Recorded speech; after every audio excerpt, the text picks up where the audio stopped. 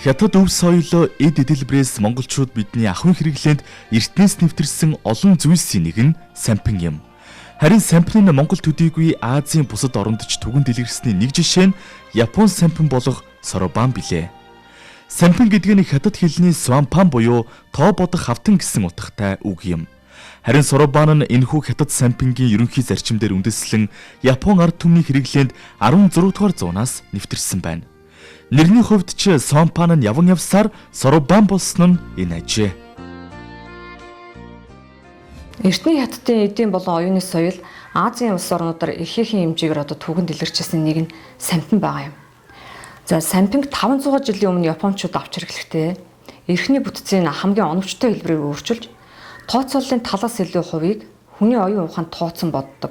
Одоогийн сорабангийн бүтцийг бий болгосноор Япон хүмүүсийн сэтгэхүйд гаргасан хамгийн том өөрчлөлтөө. За сорабан сампингийн хувьд бол одоо бидний хэрэгжилж байгаа хятадын сампингаас бас давуу тал байгаа юм.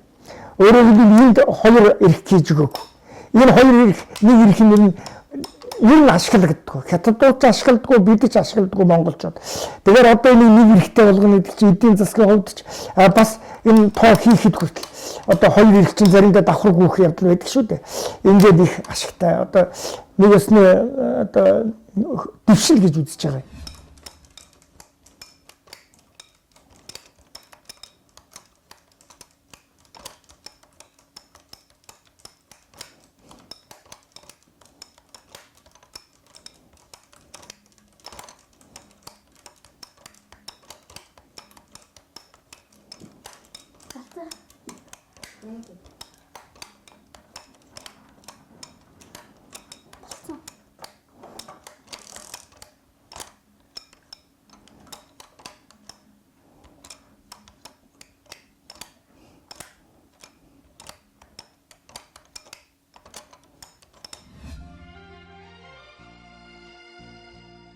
Хэлбэр дүрс хийц загварын хувьд хятад сампин нь нэг талдаа 5 эрэгтэй, нөгөө талдаа 2 эрэгтэй байдаг бол японочууд нэг талдаа 4, нөгөө талдаа 1 эрэгтэй болгон өөрчилж өнөөгийн боловсронгүй сорабанг бий болгосон байна.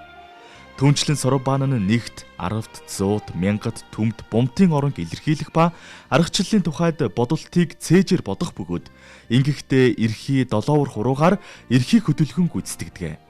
Өөрөөр хэлбэл цээжээр бодох, гараар үйлдэх гүйцэтгэл нь давхар хийгддэг гэсэн үг. Эрт цагт сорабан нь худалдаа арилжааны салбарт өргөнөөр хэрэглэгддэг тооцоолон бодох чухал хэрэгсэл байсан бол өнөө үед Японд төдийгүй Азийн бусад оронд оюун ухааныг хөгжүүлэх нэгэн хэрэглүүр болтлоо хөгжсөн байх юм.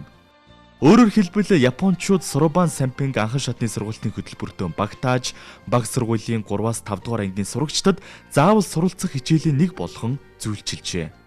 Энэ бүхнийг сорабан сампингаар хичээсний үр дүнгийн хариуд барьж байгаа арга хэмжээч гэж ойлгож болно. Ажиглах, анхаарах, тунгаан бодох, төсөөлөн сэтгэх, тооны ухааныг сайжруулахаас гадна тухайн хүнд анхаарлаа төвлөрүүлэх, цээжээр бодох, аливаа ажлыг оновчтой зохион байгуулах гээд бие хүн болгон төлөвшүүлдэг тул ийхүү сорабанаар хичээллэх хүүхэд багчууд хүүхдэд хичээллүүлэх хүсэлтэй эцэг эхчүүдийн тооч ихсэж байгаа ажээ. Харин монголчууд бид сампинтай хэр ойр нөхрөлж байсныг түүхийн олон зүйл гэрчилнэ. За монголчууд бол 800 жилийн өмнөөс анх сампинг оруулж ирсэн ард түмэн байгаа юм. 13 дугаар зууны үед Алтан улсаас ихээхэн хэмжээний эд материалыг хураан авчрахад дотор нь багагүй хэмжээний сампин орж ирсэн гэсэн түүхэн баримт байдаг. За мөн мөхлөг гэж нэрлэдэг байсан байгаа. За мөхлөг гэдэг нь яг юу гэсэн үг юм бэ гэхлээр зэрэг үр тарианы толгой, жижиг бөөрөнхий зүйлийг монголчууд ингэж нэрлэдэг байж. Тэгэхээр зэрэг огт хэргэлдэггүй, мэддгүй байсан зүйлийг оноос нь нэрвэж нэрлэнэ гэж бол байхгүй. Тэгэхээр зэрэг монголчууд бол 4 аргын тооцооллыг боддог, тооцсон боддог, боловсралтай, оюунтай ард түмэн байсан байна гэдэг нь үүгээр харагдаж байна л да. Хүн нэмэх хасах үйлдэлийг цээжээр бодоход тархины их бага хэсгүүд ажилдаг бол сампингаар хичээлэн тооцоолон бодоход 3 оронтой хялбархан тоонд ч баруун зүүн тархины их бага айл хэсгүүд нь давхар ажилдаг байна. Тиймдээ ч Сампин тэр дундаа Сорбан нь хүний их бага тархины үйл ажиллагаа төдийгүй хүний сэтгэн бодох оюун ухааны үйл ажиллагааны үндэс болсон цээжлэх, цээжээр бодох, анхаарал төвлөрүүлэх, уужуу тайван сэтгэх зэрэг чадварыг дээшлүүлэн сайжруулахад асар их нөлөө үзүүлдэг. Мөн дан ганц математикийн ухаан бус нийгмийн бусад бүх салбарт ч амжилт олох боломжтой. Учир нь хүн сэтгэх чадвараа гийгээгүй байхад амжилт ирэх нь дамжиггүй шүү дээ. Сорбанаар эрдэм мэдлэгийн үндэс тавигдан насан туршийн дадал дүйн төлөвшин тогтож, оюун ухааны үйл ажиллагаа бүрэн тогтмолж байгаагүй үед нь буюу хүүхдийг аль болох бага наснаас нь хичээллүүлэх нь илүү үр дүнтэйг эрдэмтэд тогтоож. Тиймдээ ч Японд 4-5 наснаас нь ч заах тохиолдол байдаг. Гэхдээ томчууд жинхэнэ сампингаар хичээлж болох бөгөөд насанд хүрэхсэд ялангуяа 50-аас дээш насныхан хичээллвэл ой ухаан муудахаас сэргийлдэг сайн талтай гинэ. Учир нь сампингийн жижиг эрхүүдийг хурууныхаа үзүүрээр хөдөлгөн тоо бодох нь уурэг тархинд сайнаар нөлөөлж, хуруу гарын мэдрэмжээр дамжуулан тархины эдисийн үйл ажиллагаа сулдах, ой ухаанд оройтон муудахаас сэргийлдэг байна. Өвөө эмээнэр майнын эрх эргүүлэн суудаг нь дан ганц уншлаг номтойч холбоотой бус байх нэ. Тэгэхээр уншихва бодох нь ухаан санааны гимнастик гэсэн агуу үг гэдэг нь афоризм. Тэгэхээр энд бол одоо их эцгийн авьяас чадвар, сэтгэх чадвар ч байдаг юм, нийгэм, за тэгээд энэ техникийн хөгжил, за тэгээд миний өөрийн хийж байгаа одоо энэ онсон янз бүрийн одоо онсон тоглоом энэ тэр бүгд нь нөлөөлнө шүү дээ. А тэр дотор сампин бол ямар нэг хэмжээгээр нөлөөлж байгаа. Яагаад тэгэхээр би өдөө хүртэл одоо тооны машин гараад тооны машин одоо 80 хэд оноос нэвтэрсэн шүү дээ Монголд. 82-3 оноос. Тэгээ яагаад одоо хүртэл сампингаараа эдийн засгийн тооцоогоо хийдэг юм уу, балансаа гаргаж яах гэхээр зэрэг эн чинь бодуулж байгаа. Одоо уншихаа бодох нь бодуулж байгаа. Тооны машин бол хэдэн хуруу хөдлөөл тэгээд бас баталгаагүй шүү дээ. Хуруу хөдлөөд буруу тоон дээр одоо хальт тарж одоо сүүлийн тооны машин чинь тоон юу жижигэн болцсон шүү дээ даралт нь. Тэгээ бас хальт хажуу талд нь дарах давхар дарах юм байдаг. Тэг чи энд бол тийм юм байхгүй. Яг л одоо юу гэдэг. Тийм учраас дандаа бодно. Ухаандаа ингээл 9-гээл одоо 10 болоход ийш нь шилжүүлээл ингээл 90 болоход чинь ийш нь 100 руу шилжүүлээл ингээл дандаа бодож яадаг учраас өнөө хүний оюун ухааныг үргэж одоо ажилуулж идэг. Оюун ухааныг үргэлж ажиллана гэдэг чинь л одоо хүний оюун ухаан бол одоо муутахгүй бас сэтгэх чадварыг сайжруулж идэг. Японы үндэсний соёл уламжлалын нэгэн чухал илэрхийлэл болсон энэхүү Сорбан сампинг түгээн дэлгэрүүлж хүний тарих оюун ухааны хөгжилд хөв нэмрээ оруулах үйлсэд гар биеэ оролцсон зүтгэн яваа нөхөд бол Монголын Сорбаны холбооны дэргэдэх Монгол Сорбан сургалтын төв билээ. За 2008 оноос Ямада Ясуо гэдэг Япон багштай анх Япон хэлний сургуулиудаар үн төлбөргүй Сорбангийн сургалтыг явуулж эхэлсэн байна. За энэ хугацаанд Японы Сорбангийн холбоонуудтай харилцаа холбоо тогтоож Сорбангийн аль аргыг оруулж ирвэл Монгол хүний алдаатай талыг засах, давуу тал нь илүү чадваржуулан хөгжүүлэх вэ гэж нэлээд судалгаа явуулсан. За үүний үр дүнд энэ уламжлалт Сорбангийн арга буюу сонгодог арга нь илүү тохиромжтой юм байна гэд энэ аргаар одоо багшаа бэлтгэр Япон явуулсан баг. За манай багш бол их амжилттай суралцсан. За Японы Сорбангийн холбоо худалдаа аж үйлдвэрийн танхимын хамтарсан төвшин дотох том шалгалт болдгийг. За энэ шалгалтыг маш өндөр оноотой өгч.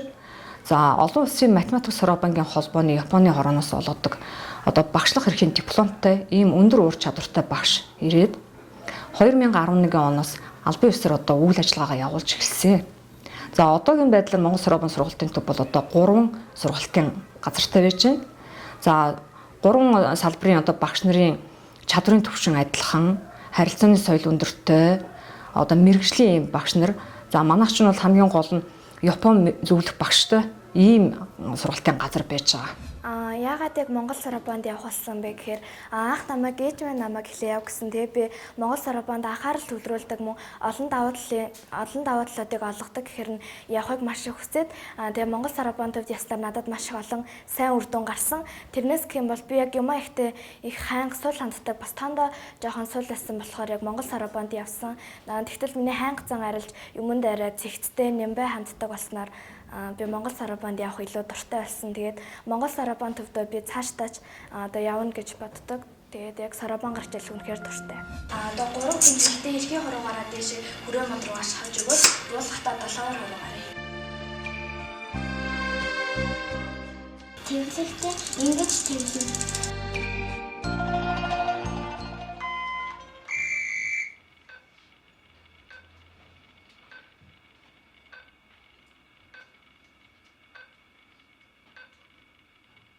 За төвшин баяр хэдвэ?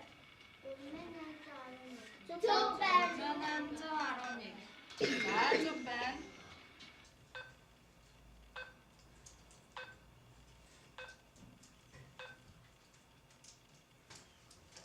За хэлбэр. 3994. 3994. За Соробангийн холбоо одоо 5-аас 16 насны хүүхдүүдэд Соробан заах хөтөлбөрийг боловсруулад Японы төвшин тогтоох холбооноос одоо боловсруулсан ийм хөтөлбөрөөр одоо сургалт явагддаг. За анхан дунд гүнзгий дээдгэрсэн 4 шаттай. За шат болгондоо хүүхдүүдтэй бол гэрчлэгээ олгодог. За үндсэн хөтөлбөрийг дуусгасан хүүхдүүд бол нэмэлт хөтөлбөрт хамрагдаж одоо чансаагаа ахиулдаг. Ийм боломж олгодог. Сургалтын төвд явснаар сэтгэн бодох чадвар. За өөрөөр хэлэхэд одоо математик сэтгэлгээ нэлээд хөгждөг болов уу гэж бодож байгаа. За хоёрт нь тэр альва зүйлийг сурч мэдэхэд анхаарал төвлөрөлт бол хамгийн чухал. За энэ утгаараа бол анхаарал төвлөрөлт нь бол эрс дээшлдэг юм болов уу гэж бодож байгаа. Тэгээ үндсэндээ бол одоо хамгийн зөв үр дүнтэй сурах арга барилд суралцж байна л гэж би ойлгож байгаа. Одоо бол манай хүүхэд энэ сургалтын төвдөө ирэх их дуртай. Одоо байнга 7 хоног бүрийн хагас сайн бүтэн сайныг хүлээдэг болсон. Тэгээд үүнд ч гэсэн би их баяртай байд юм аа. За тэгээд одоо тун удалгүй анхан шатны төгсөөд дараагийн шатанд нь өргөжлүүлэн одоо явуулнаа л гэсэн бодолтой байгаа. Тэгээд энэ сургалтын төвийн хамт олонд ажлын амжилт хүсэж байна. Намайг Мөнх Хүргэл гэдэг. Би 6 дугаар сургуулийн 4-р ангид сурдаг. Би Сарбанд явахаас өмнө тоонд л сайн байсан. Тэгээд Сарбанд явснаас хойш бүх жилдээ сайн болсон. Тэгээд одоо би 3 хоронтой 3 мөр тоог 16 минутад дууддаг болсон. За одоо Соробангийн анзан буюу цээж бодлогын тэмцээнд хүний оюуны хурдыг үзүүлдэг ийм том спорт тоглолоо хөгжиж чадсан биз.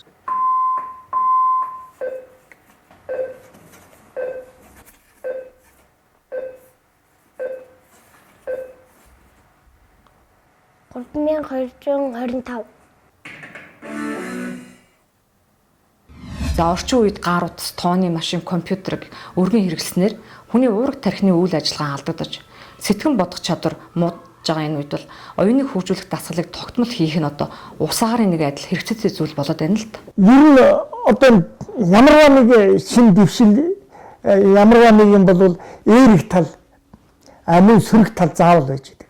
Сөрөг тал. Ухаанд байна гар утасч байдаг юм уу, ведоч байдаг юм уу, одоо энэ тоглоомын тооны машин бол тооны машин гэдэг чинь хүний сэтгэх чадрын оюун ухааныг зогсоогоод боомлуулах, өөрөөр хэлбэл сааталд оруулах жишээ. Гар утас гэдэг чинь одоо мэдрэлд ямар их хортов тийм ээ.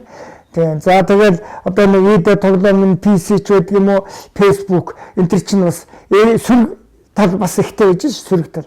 Жаахан урт наслыг үл цахим ертөнц эндээс жаахан хол явуу гэж одоо эрдэмтэд зөвлөд байгаа шүү дээ. Жаахан хол. Ядахтаа амралттай. Ядахтаа хэрэглээгээ багсан. Одоо энэ Facebook бол энэ хүний одоо юунд ямар ховж хүн төрөлхийн зам бол ховж юм дуртай.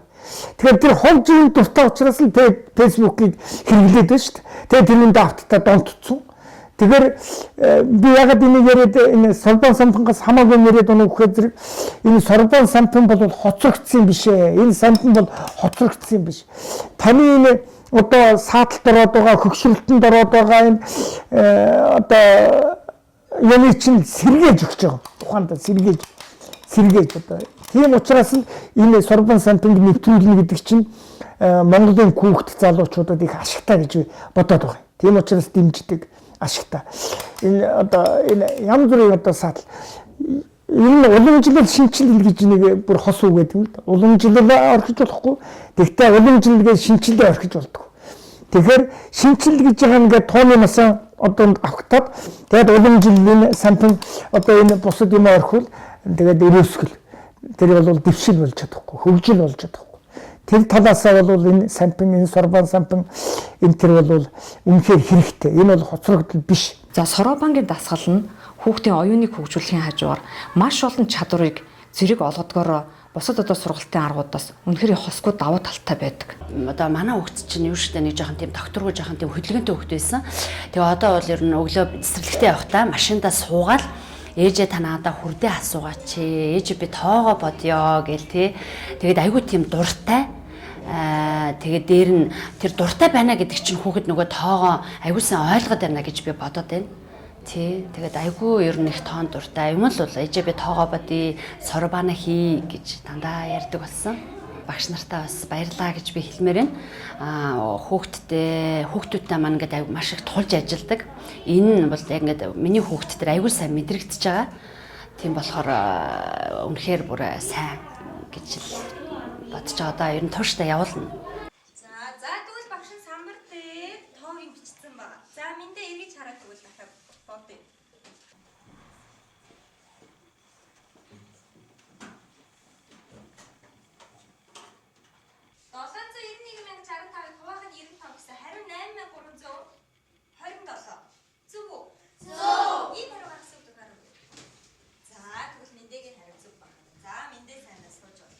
За цэжэр өчөд үзүүлэх хүүхдүүдээ 3 оронтой тог 2 оронтой тоонд үржүүлэх болох уу? Болно. За хин самбар дээр гарч үржүүлж үү? За инхчиг сонгоё тхүү. За инхчин гараад ир.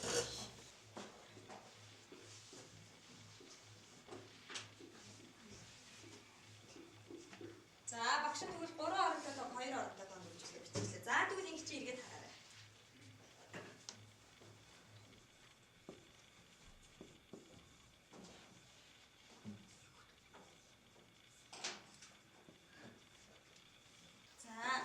За тэгвэл 21719 гэж хэлсэн байна. Зөв үү хүүхдүүдээ? Зөв. 21719 гэсэн хариу гаргасан хүүхдүүд гараа уу? Уламжлалт Соробангийн арга буюу сунгдаг Соробангийн аргын одоо давуу тал нь бол хүүхдэд бол ажиглах, анхаарах, төвлөрөх, төсөөлөн бодох, хийсвэрлэн сэтгэх, тооцоолон бодох, за тэгээд төлөвшөж сууц сурах гэд маш олон чадварыг нэгэн дороос олгодгоороо үнэхээр давуу талтай хүүхдэд бол маш сайн чадваруудыг олгодог ийм сургалтын арга байж байгаа юм. За Японд бол яг тоглоомын аргатай холбосон, математик аргатай холбосон гэдэг маш олон аргууд байж байна л да. Гэхдээ яг эцсийн дүндээ бол арай хүндхэн юм шиг боловч энэ уламжлалт Соробангийн арга бол хүний оюун ухааныг хамгийн гайхамшигтайгаар хөгжүүлж чаддгаараа л илүү онцлогтой арга. Тийм учраас манайх бол одоо яг энэ Соробангийн аргыг оруулж ирсэн. Сорбан дан ганц Японд түгэнд илгэрсэн бус. Америк, Бүгд найрамдах Солонгос улс, Япон, Тайван, Хонконг, Сингапур, Бразил, Унгар, Франц зэрэг дэлхийн 30 гаруй оронд хөгжин дэлгэрсэн соёл юм. Тэрч байтугай Тайван төвтэй олон улсын Соробан математикийн холбооноос өөрийн холбооны гишүүн орнуудын дунд жил бүр Соробаны олимпиадыг зохион байгуулдаг бөгөөд энэ жил Япон улсын Токио хотнод зохион байгуулагдахаар товлогджээ. Энэхүү олон улсын олимпиад ойрын ирээдүйд манай улсад зохион байгуулагдах бүрэн боломжтойг олон улсын Соробан математикийн холбооноос илэрхийлсэн байна. За олимпиад бол жил болгон 10-аас 11 сарын хооронд одоо явагддаг юм уламжлалтай болсон. За Монголын Соробангийн холбоо, за Японы элчин сайдын яам хоёр зохион байгуулад Японы сургуулиудын холбоо, Япон төв хоёр хамтрагчаар оролцдог юм. За манай хүүхдүүд бол энэ олимпиадыг твсэн ядан хүлээдэг. Одоо үдсэн, сурсан, мэдснээ шалгуулдаг хамгийн том одоо шалгалт шүлэг болчиход байж байгаа. За энэ жил анхудаа одоо манай хүүхдүүд Японы Токио хотод болох Анзан буюу цээж удалгаан олон улсын тэмцээнд оролцох эрхээ аваад байж байна. За энэ тэмцээндээ хүүхдүүдтэй бол ер нь амжилттай оролцож ирнэ гэдэгт итгэж найдаж байна. Монголын Соробаны холбооны үйл ажиллагааг Япон улсын элчин сайдын яам, JICA-гийн Монгол дахь салбар, Монгол дахь Япончуудын холбоо, түүнчлэн Японы Соробаны сургуулиудын холбоо зэрэг байгууллагууд дэмжин хамтран ажилладаг байна. Хамтын ажиллагааны дүнд Соробанаар хичээллэх монгол хүүхдүүдийн дунд Монгол Соробаны олимпиадыг зохион байгуулах уламжлал тогтож, жилээс жилд хамрах хүрээн өргөжсөн томоохон тэмцээн болж байгаа юм. Япон улсын элчин сайдын яамтай хамтран зохион байгуулсан Сорубаны 4-р олимпиад өнгөрсөн оны 11-р сарын 30-ны өдөр амжилттай зохион байгуулагдлаа. Энэхүү арга хэмжээнд жил бүр Япон улсаас Монгол улсад суугаа онц бөгөөд бүрэн эрэхэд элчин сайд болон Японы Сорубаны сургуулиудын холбооны дэд тэргүүн Яманака Коши мөн бусад албаны хүмүүс оролцдог байна. Энэхүү олимпиадын ач холбогдол нь Монголын хүүхэд багчуудад Сорубаны ач тусыг ойлгуулан мэдрүүлж, Сорубанаар дамжуулан Монгол-Японы соёлын харилцаанд хөв нэмрээ оруулахад чиглэгддэг байна. Монголын Сорубаны анх дахь олимпиад нь 2009 оны 5 дугаар сард 40 гаруй хүүхэд залуусын оролцоотойгоор зохиогдож байсан бол энэ жилийн хувьд 50 гаруй сургуулийн 5-аас 16 насны 200 орчим хүүхэд оюун ухаанаараа өрсөлдөн аваргуудаа тодруулсан юм. Олимпиадад оролцогчдыг 3 насны ангиллаар бага, дунд, гүнзгий, дээд гэсэн 4 шатлалд хуваан өгөгдсөн материалыг бодох болон сонсоод хариуг нь гаргах гэсэн 2 хэлбэрээр шалгаруулалтаа явуулсан байна.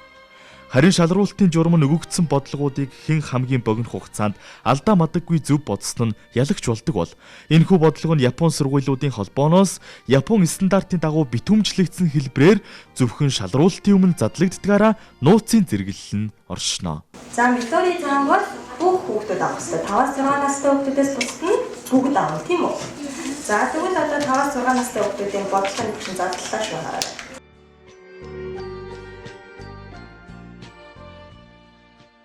Миний зээ хүү Мэнд баяр хаан улд бүргийн Хоосон Мартин нэрмж 52 дугаар сургуулийн 6 дугаар ангид сурч байна. Сарбан сампингийн сургалтанд 2 жил хүртээ явж байна. За Сарбан сампингийн сампин бол Японы соёлын одоо их өв. Сарбан сампингаар хичээлсэн хүүхдүүд бол анхаарлаа төвлөрүүлдэг, чээж тоолол, сэтгэн бодох чадвар, нэгтгэн дүгнэх чадвар, энэ бүх зүйлээрээ хүмүүжлээрээ сэтгхүйгээрээ хөгждөг ийм чухал ач холбогдолтой сургалт юм аа.